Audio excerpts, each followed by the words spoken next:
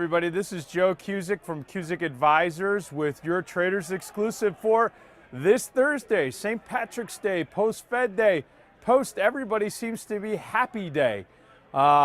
Taking a look at the energy markets, this is where we want to really drill down a little bit right now. They closed at basically their best levels that we've seen in over a month. Yesterday, you saw that the XLE, which is the ETF that tracks oil and energies, energies, gained about 1.75%. Today, up to the upside. We're actually seeing that the front month crude contract is actually trading almost at $40 at this juncture. Now I'm looking at the futures curve a little bit further out on the crude contracts. We're seeing that $43 level is going to be where you're going to start to see resistance. But again, crude hit and energy names have made an incredible run to the upside post the Fed announcement.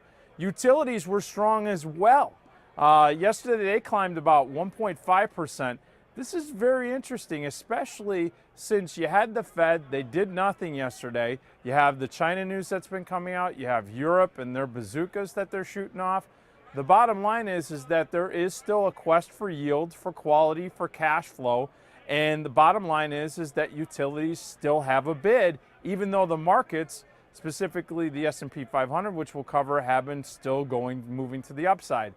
Now looking at the Treasury markets, this is where yesterday's reaction after the Fed got really odd. You saw that yields broke down, prices went up after the Fed announced. Now that's a real break from tradition, because really what you would see is traditionally the yields go up because the market went up. Now you're looking at the 10-year and the 30-year, they both continue even today to rise in price. The yields are holding down.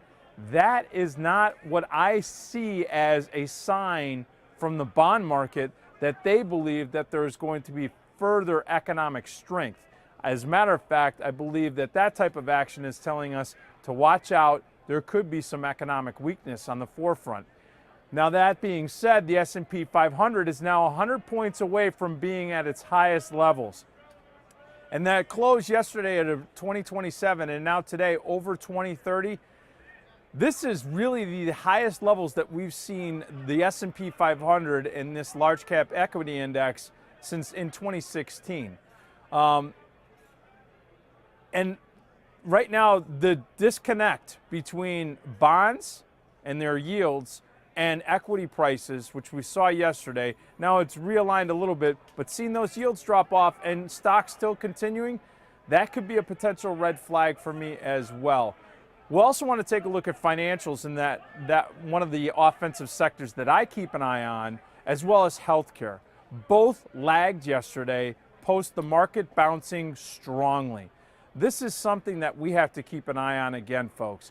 Not to say that the bulls are really, really in trouble and that the bears are going to take hold of this, but it is negative for further advancement, at least with any type of velocity to the upside.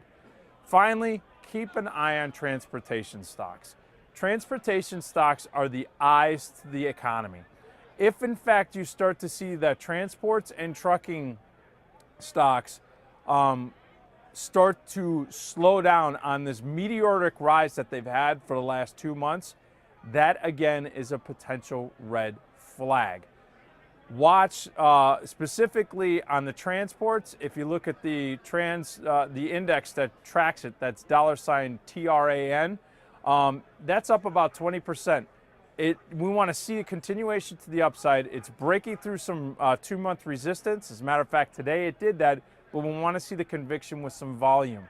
Also watch the trucking. That's $DJU.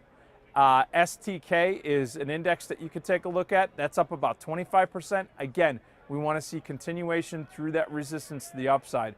And again, if the transports and trucking can continue to have some movement to the upside, which by the way, I think these names and these sectors are overbought, and they can stay overbought for a while. If they in fact cannot get that velocity to the upside, again, I'm putting this current rally into question. Last but not least, volatility. The VIX index is now the cash VIX at 14. We've had the expiration of the March contract. We're now looking at April. Right now, vol is looking to get into that on the futures side. The futures curve is still in that 19-20 range.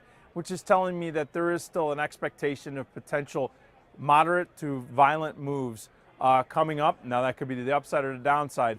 But when you get into these teens areas, that's where complacency starts to let in. Be careful. All right, folks. Well, this is Joe Cusick from Cusick Advisors, wishing you a great St. Patrick's Day, and we will talk to you next week. Take care.